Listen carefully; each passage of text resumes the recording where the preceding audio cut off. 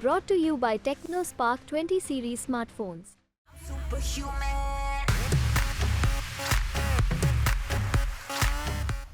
राधिका जी, एक सवाल है सीट को लेकर कि आपके हिसाब से क्या लगता है कि बीजेपी को इस बार के चुनाव में कितनी सीटें आ सकती हैं?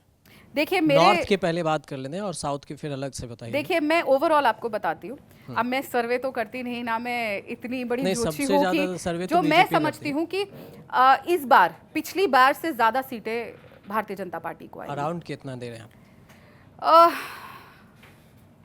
मुझे लगता है एनीथिंग अबव 350 जी। और इसीलिए कह रही हूँ क्योंकि आप देखिए कल आपने प्रधानमंत्री नरेंद्र मोदी जी का नॉमिनेशन की रैली देखी होगी, उससे पहले रैली देखी होगी। जो लोग आंसू बहा रहे थे, उनकी रैली में भी जो लोग आते हैं प्रोग्राम में, जो आंसू बहाते और लोग आरती उतार रहे हैं, वो आंसू असलियत बता रहे हैं। मुझे नहीं लगता इतने लोकप्रिय नेता मैंने तो अपने 40 साल की उम्र में कभी इस देश में देखा है।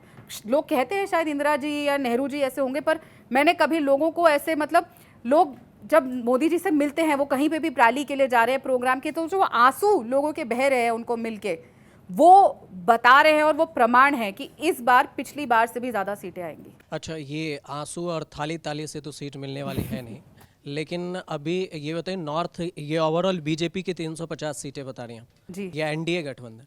बीजेपी की तो 400 पार वाला इस बार फार्मूला होगा क्या बीजेपी? बिल्कुल, मुझे तो पूरी उम्मीद है। जो मैं ग्राउंड पे देख के आई हूँ, मैंने छत्तीसगढ़ में भी काम किया है, मैं और भी प्रदेशों में गई हूँ और गांव-गांव गई हूँ, तो इसीलिए मैं ये बात कह रही हूँ। मैं हवाई बात नहीं करती और मैं बिल्कुल बिना डरे बात कहती हूँ। जब मैं कांग्रेस के साथ थी तब भी मैं बहुत बिना डरे क्रिटिसाइज़ करती थी सरकार को। आज भी मैंने जो बातें बोली हैं, जैसे मैं अपनी हर बात पे कायम हूँ, वो उस पर बदलूंगी नहीं। तो मैं बहुत जिम्मेदारी से बात कह रही हूँ कि देखिए, अगर मैं जैसे कहा कांग्रेस पार्टी ने कुछ किया ही नहीं, वो किस हिसाब से किस तरीके से वोट मांग रहे हैं। और आपने एक ट्रेलर तो देख लिया था ना, जब अभी राज्यों के चुनाव हुए थे छत्तीसगढ़, वहां तो जी इतनी अच्छी सरकार थी, इतना अच्छा काम किया था, तो छत्तीसगढ़ अपने लोएस्ट कांग्रेस के रिजल्ट पे रहा है। तेलंगाना के भी तो वो था, तेलंगाना में आई है क्योंकि वहां पे main fight Bharatiya Janata party अभी इतनी आगे नहीं थी, पर आप देखिएगा इस बार कि लोकसभा में उसका भी आपको नतीजे में चेंज दिखेगा। नहीं, ऐसा क्यों लगता है कि जहाँ पे बीजेपी ना जीते वहाँ पे मेन फाइट में नहीं रहती है, और जहाँ जीत जाती है वहाँ पे आपने देखा कांग्रेस ने काम नहीं किया? ये बीजेपी ऐसा, जैसे तेलंगाना में अगर नहीं जीती तो आप कह रहे हैं मेन फाइट में नहीं थी, बीआरएस को टारगेट किया गया, और अगर राजस्थान जीत गए, छत्तीसगढ़ जीत गए, तो कह रहे हैं बीजेपी की डायरेक्ट फाइट थी कांग्रेस से। तो ये कहीं ना कहीं बीजेपी रियलिटी है, आप देखिए ना, उठा के देखिए। ये इस बात को हम डिनाई नहीं कर सकते कि भारतीय जनता पार्टी तेलंगाना में उस समय वीक थी, ये तो सब जानते हैं। Fight was between TRS and the Congress, but जहां और ये बात देखिए, बीजेपी वो पार्टी है जिसने 2 से लेकर यहां तक का सफर तय किया है। 54 ईयर्स देश में राज नहीं किया है, और ना उसमें वो परिवार से चल रही है कि पीढ़ी दर पीढ़ी वही लोग आते जा रहे हैं, वही लोग। 54 इयर्स जिस पार्टी ने देश में राज किया, आज उसके हालत देखिए। और जो पार्टी 2 सीटों से यहाँ तक का सफर तय कर रही है और लगातार बढ़ती जा रही है, और अपना साउथ में भी आप देखिएगा इस बार आपको बहुत चेंज मिलेगा। केरला में आपको सीटें दिखेंगी, आपको तमिलनाडु में सीटें आते दिखेगी, और कर्नाटक में भी चेंज नंबर भी बताते चाहिए कि कितनी अब भाई मैंने ना सर्वे किया है और ना मैं जोशी हूँ, तो मैं नंबर दे दूं, फिर कल आप अगली बार बुलाओगे तो मुझे बोलोगे पिछली बार तो आपने इतनी बोली थी, अगर एक कम आ गई तो आप वो एक सीट ही पकड़ लोगे। नहीं, तो मैं आपके उसमें नहीं आने वाली। अराउंड आप 5-10 के बीच में ही बता दीजिए कि साउथ में इतनी सीटें आएंगी, नॉर्थ में अगर 350 ओवरऑल बीजेपी की आ रही है, तो नॉर्थ साउथ का भी तो आइडिया होगा आपके पास। देखिए फिलहाल तो मुझे लगता है जो इंडी गठबंधन है और कांग्रेस पार्टी है, वो जितनी सीटें उनके पास है पहले वो उसको बचा ले। हमारी सीटें गिनने की आपको, जब आप रिजल्ट देख रहे होंगे ना, तब तो गिनती में आपको दिखाई दे जाएगा। मैं फिर बोल रही हूँ, मैं कभी भी ऐसे जाके क्लेम्स नहीं करती कि इतनी आ रही हैं उतनी आ रही हैं, कि कहाँ से कितनी आ रही है। और लेकिन जो मैं ग्राउंड रिपोर्ट देख रही हूँ, कर्नाटक में भी जो वहीं के कांग्रेस के लोग बोलते थे कि हमने तो अपनी, मंत्री बोलते थे जब मैं जाती थी वहाँ पे, कि हमने तो अपनी जो गारंटियाँ दी थी वही हम पूरी नहीं कर पाए हैं, तो पता नहीं क्या होगा। जब वो खुद ही अनश्योर थे, तो आप सोचिए क्या स्थिति होगी। और आप देखिए ना किस तरीके से जन सैलाब उमड़ रहा है जब मोदी जी जा रहे हैं। और मैं फिर कह रही हूँ कि हाँ, हम साउथ में कुछ जगहों पे वीक थे, पर उसका आपको डिफरेंस इस लोकसभा में दिखाई देगा 100%। मैं कोई वो नहीं बताऊंगी, क्योंकि मैं I am not a astrologer, sorry.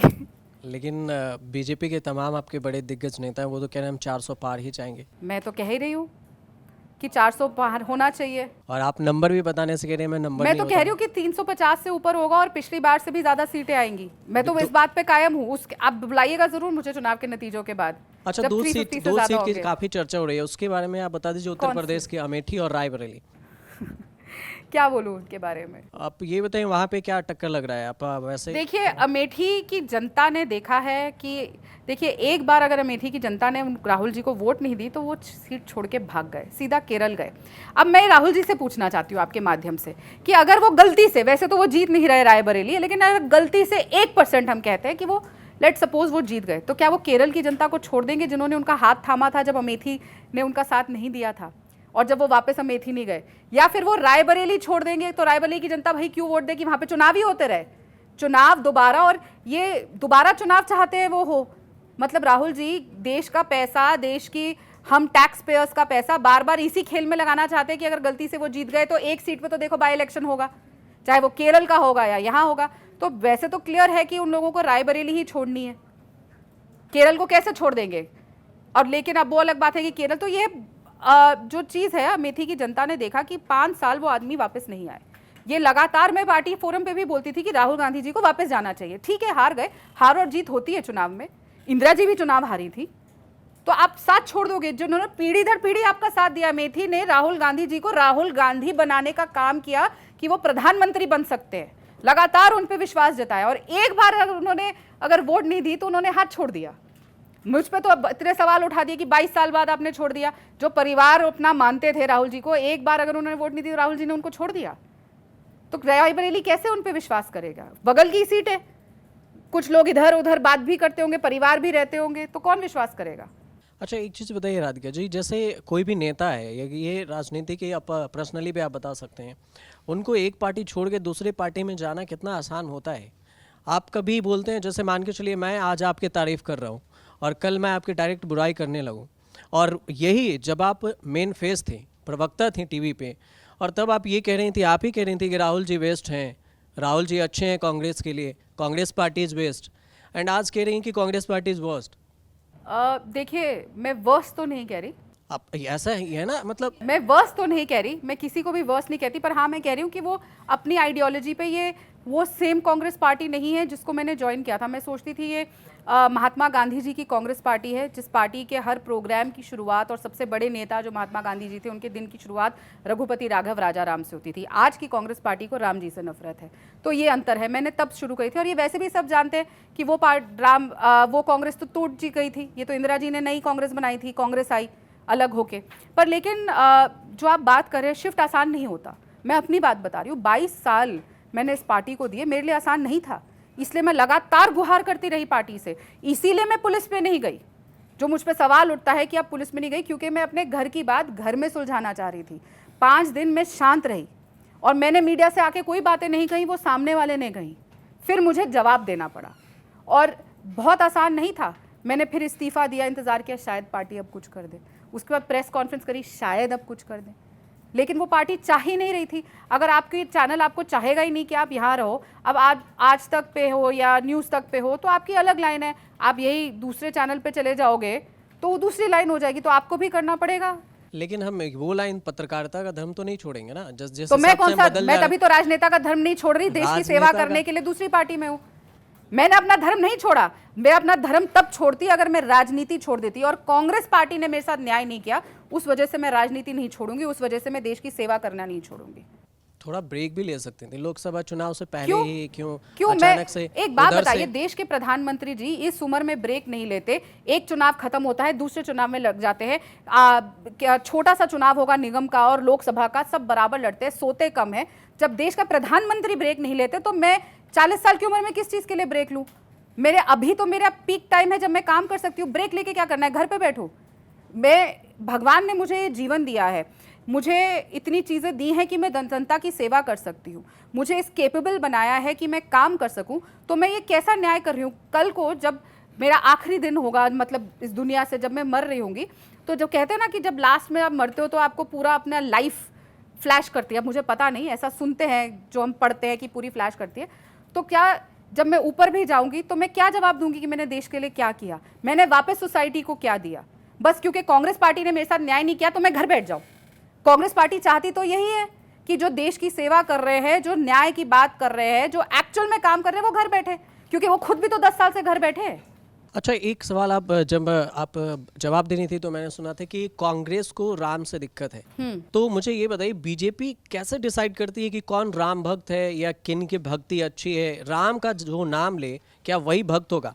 अगर मैं राम का नाम न लेता हूँ तो क्या मैं हिंदुत्व मेरे अंदर नहीं है? क्या मेरे अंदर राम नहीं है? या फिर अगर सिया राम बोला जाता है तो क्या प्रॉब्लम है सिया राम में और राम में? जी, अब मुझे बताइए इसमें बीजेपी कहाँ से आ गई? बीजेपी कहाँ कह रही है? बीजेपी तो नहीं कह रही। बीजेपी ने कहा कि जय श्री राम मत बोलो। कांग्रेस पार्टी क्यों बोलती है जय श्री राम नहीं बोलना? तो कांग्रेस पार्टी की ये डिक्टेट है, क्लियर लाइन है कि हम जय श्री राम नहीं बोलेंगे। कांग्रेस पार्टी, मैं बतौर बता रही हूँ 22 साल, देखिए अब आपको तय करना है कि क्या कांग्रेस पार्टी सिर्फ वही सच है, जो काम कर रहा है वो झूठ बोल रहा है। कांग्रेस पार्टी ने तो मतलब वो तो बिल्कुल ही जो है वो कटु सत्य सिर्फ वही है। क्यों वो हम लोगों को बार बार बोलते हैं कि आपने फोटो नहीं शेयर करनी? चिट्ठी किसने लिखी? हम मीडिया कोऑर्डिनेटर हैं, हमें नहीं पता था, हमें भी जब वो मीडिया में आ गई तब पता चला। चिट्ठी किसने लिखी? राम मंदिर का इनवाइट किसने ठुकराया? आप नहीं जाते, उसको चिट्ठी में लिख के देने की क्या जरूरत थी? और भगवान के घर जाने का इनविटेशन पहली बार अगर आता भी है, न्योता जैसे कहते हैं, माता ने बुलाया, राम जी ने बुलाया, तो इंसान होता कौन है उसको वो कहने का कि हम नहीं जाएंगे? और दूसरी बात जो आप कह रहे हैं, और ये मैं फिर बोल रही हूँ, हमें बोला जाता था कि जय श्री राम नहीं बोलना है। क्यों नहीं बोलना है? क्या जय श्री राम सिर्फ बीजेपी की लाइन है? जय श्री राम तो सब बोलते आए हैं, कौन नहीं बोलता? और ये बोलना लगातार कि तुम बहुत ज़्यादा हिंदू हो इसलिए तुम्हें डिबेट नहीं जमा जाएगा, तुम ऑरेंज कपड़े पहन रही हो तो तुम ज़्यादा हिंदू हो रही हो, तो ये कांग्रेस पार्टी करती आई है। बीजेपी ने तो नहीं कहा, बीजेपी तो कोई कैरेक्टर सर्टिफिकेट नहीं मांग रही। हाँ, पर वो ये बात जरूर बोले, क्यों नहीं बोलेंगे, कि जब आप चिट्ठी लिख के कहोगे न्योते पे कि हम नहीं आएंगे, और किसने जाके कोर्ट में ये, और मैं आज तक बोलती आई थी। और एक और बात बताती हूँ, जब हम डिबेट्स पे जाते थे, कांग्रेस पार्टी कभी भी राम मंदिर के ऊपर डिबेट नहीं ज्वाइन करती थी। क्यों नहीं करती थी? करनी चाहिए थी ना, अपना एक भी गेस्ट नहीं भेजती थी। और जब हम ये बोलती थी मैं कि हम क्यों नहीं लगातार बोलते कि राजीव गांधी जी ने मंदिर के द्वार खुलवाने का, ताला खोलने का काम किया, तो क्यों नहीं बोलती कांग्रेस? क्यों नहीं बोलती? राम भक्त है तो बोले ना। और राम भक्त क्यों? वो सभी, अगर आप सेक्युलरिज्म की बात करते हैं, अगर आप बात करते हैं, आप संविधान के साथ है। हमारा संविधान, आप बोलते हैं हम अम्बेडकर जी की पार्टी, हम संविधान में विश्वास करते हैं, रोज बोलते हैं कि बीजेपी संविधान खत्म करना चाह रही है, तो संविधान के असली दुश्मन तो कांग्रेस पार्टी है, क्योंकि संविधान कहता है ये देश सेक्युलर है। आप एक धर्म के को नीचा नहीं दिखा सकते, दूसरे धर्म को ऊपर नहीं दिखा सकते, आप सबको बराबर लेकर चलिए ना। आप हिंदुओं को क्यों नीचा दिखा रहे हैं? क्यों एज अ हिंदू कांग्रेसी को या मुझे ये छोटा फील कराया जाता था अपनी पार्टी में? पर हम फिर भी लड़ रहे थे क्योंकि हम उस विचारधारा के साथ जुड़े हुए थे। पर उस विचारधारा, वो कहते हैं ना, देखो मैं हमेशा से कहती आई हूं कि कांग्रेस मेरी माँ है, पार्टी माँ होती है, लेकिन माँ के रूप में पूतना बन के वो जहरीला दूध पिला रही थी, ये बाद में रियलाइज हुआ। अच्छा, आपने सही हिंदू मुस्लिम की बात कही तो मुझे एक बाइट याद आ गया। प्रधानमंत्री मोदी बोले थे, इनडायरेक्टली हुआ, आप बता सकते हैं, आप बीजेपी के प्रवक्ता हैं। उन्होंने कहा था कि अगर कांग्रेस पार्टी की सरकार आई तो फिर वो जितने भी धर्म मतलब धन है हिंदुओं के पास, उनके धन लेकर जिनके ज़्यादा बच्चे हैं उनको दे दिया जाएगा। तो ये किसके तरफ डिनोट किए थे प्रधानमंत्री? पहली बात तो मैं भारतीय जनता पार्टी की प्रवक्ता नहीं हूँ, मैं कार्यकर्ता हूँ, फर्स्ट करेक्शन। दूसरी बात, उन्होंने ये नहीं कहा कि हिंदुओं का पैसा और जिनके ज़्यादा, उन्होंने कहा जिनके ज़्यादा बच्चे हैं वो तो सब हैं, हिंदू भी हैं, मुसलमान भी हैं, सबके हैं। उन्होंने किस धर्म का नाम लिया? आप अपने बयान को पहले सिर से अच्छे से सुन के आइए और करेक्ट करिए। उन्होंने हिंदू वर्ड नहीं कहा, और उन्होंने ये नहीं कहा कि एक धर्म के, जिनके ज़्यादा बच्चे हैं कहा। ज़्यादा बच्चे में हर धर्म के आते हैं, क्यों नहीं आते? मेरे घर में हम 3 भाई बहन हैं, तो हम हिंदू हैं ना, लेकिन हैं हम 3, तो इसमें क्या हो गया? उन्होंने, और प्रधानमंत्री जी ने ये अपने इंटरव्यू में भी कल कहा है, तो आपका सवाल ही गलत है। उन्होंने हिंदू शब्द बोला ही नहीं, उन्होंने कहा कि ज़्यादा जिनके बच्चे हैं वो हर धर्म के हो सकते हैं। पहले आप पूरी वो सुनिए और फिर सवाल करिए। तो एक जो गलत नैरेटिव बनाया जा रहा है कि प्रधानमंत्री जी एक समुदाय के खिलाफ है, एक धर्म के खिलाफ बोलते, वो कभी नहीं बोलते। हमारी पार्टी का तो नारा है सबका साथ सबका विकास, लेकिन कांग्रेस पार्टी हिंदू बनने की वजह से आपको जरूर नीचा दिखाती है। और ये बहुसंख्यक वर्ड किसके मैनिफेस्टो में है? कांग्रेस पार्टी के मैनिफेस्टो में है ना, हमारे मैनिफेस्टो में नहीं है। बहुसंख्यक वर्ड क्यों लिखा गया? कांग्रेस पार्टी ने खुद लिखा, मैंने तो लिखा नहीं। मैनिफेस्टो उठा के देखिए, गूगल पे दिख जाएगा। चलिए, एलिगेशन लगाना, आरोप प्रत्यारोप तो ये ये तो जारी सच्चाई रहेगा है। आपके तरफ से, लेकिन भारतीय जनता पार्टी के मैनिफेस्टो में नहीं है, वो कांग्रेस पार्टी के मैनिफेस्टो में है। क्यों लिखा उन्होंने? पढ़िए वो लाइन और फिर मुझसे सवाल करना है इस बारे में। नहीं नहीं, वो तो मैंने पढ़ा था, हालांकि आप जवाब दीजिए और बताइएगा उसको।